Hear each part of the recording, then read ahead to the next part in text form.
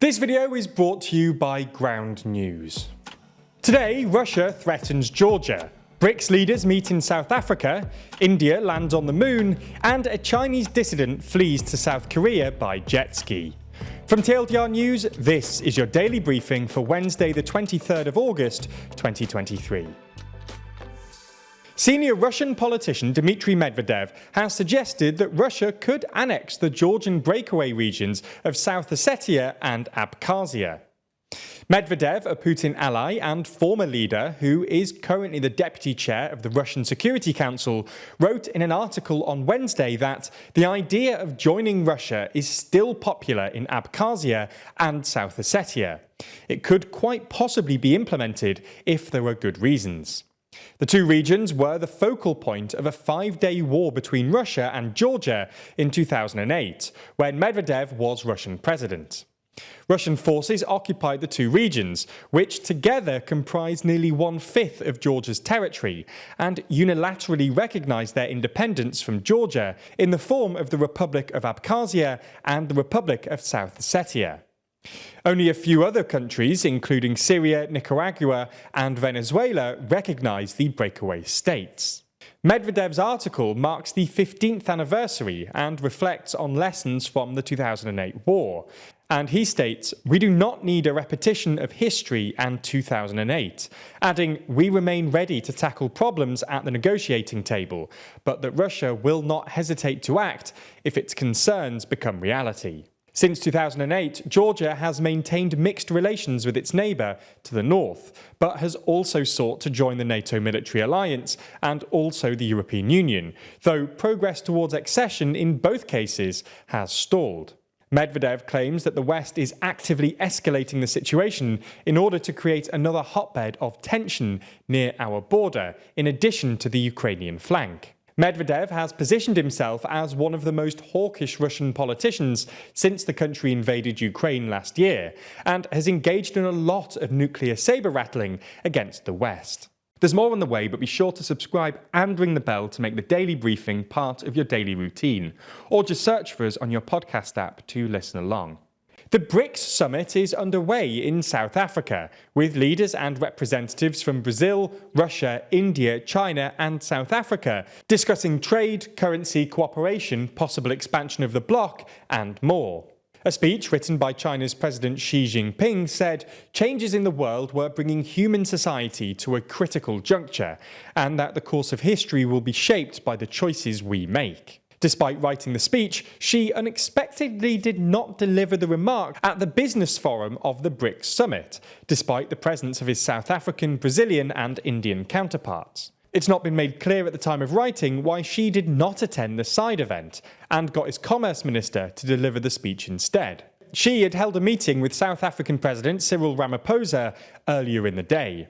Expansion of BRICS is on the agenda, with more than 24 countries formally asking to be admitted to the grouping, according to South African officials. China and Russia are keen on bringing more countries into the group. However, the likes of Brazil and India have expressed hesitation at the prospect. The summit has also exposed other divisions between members.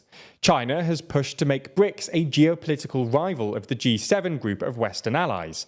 But at the summit, Brazil's President Lula said, "We do not want to be a counterpoint to the G7, G20 or the United States.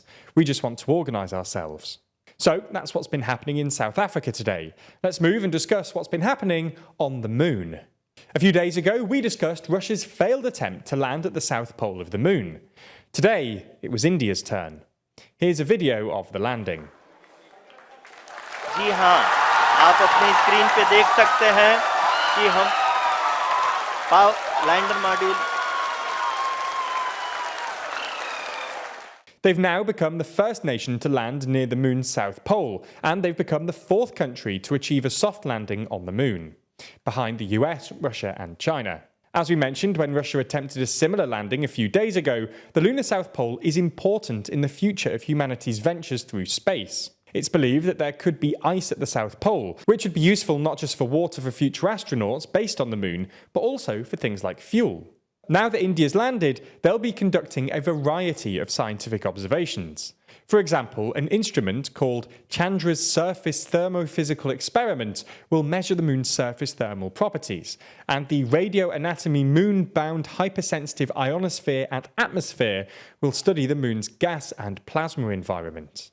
Now, before we get on to a story about a Chinese dissident fleeing the country, I wanted to tell you that in today's daily discussion, Jack and Zach discuss the Austrian Freedom Party, arguably Europe's original right-wing populists. That's exclusively on Nebula, so use the link in the description to sign up if you haven't already.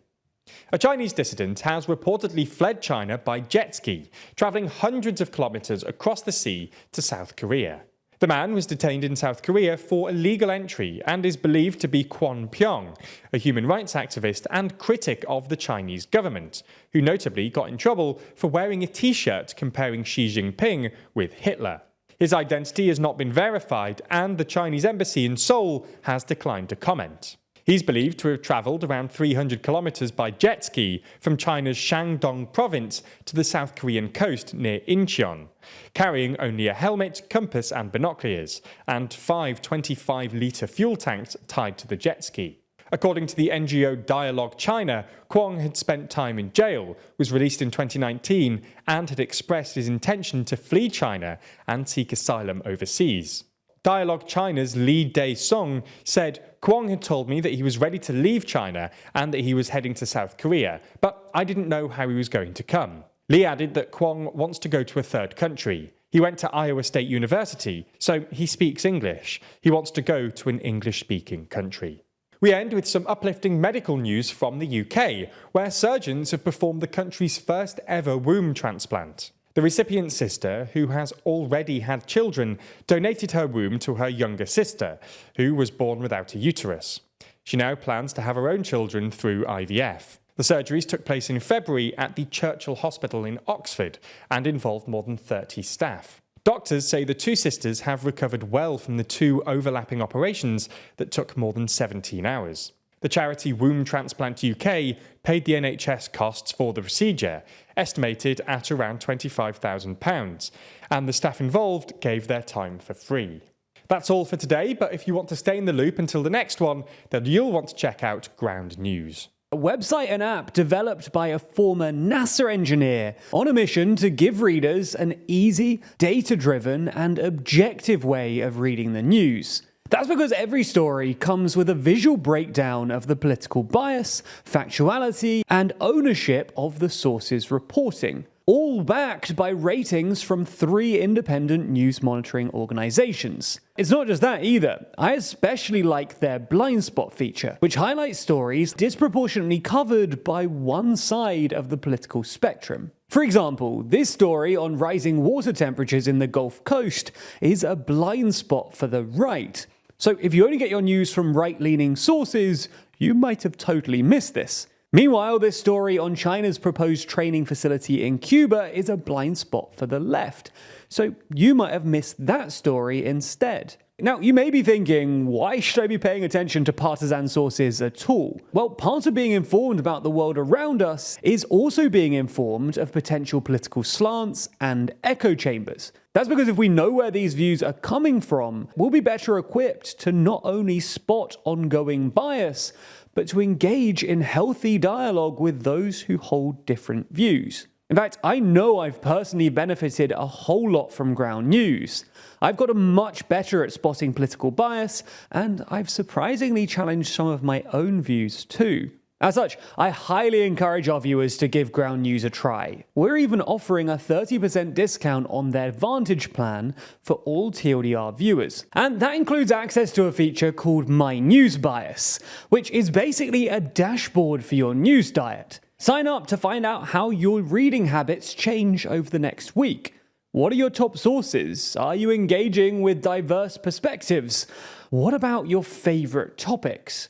Find out with Ground News Vantage, which is 30% off only using our link. So make sure that you go to ground.news/TLDR or click the link in the description to get started and support an independent news platform working to make the media landscape more transparent.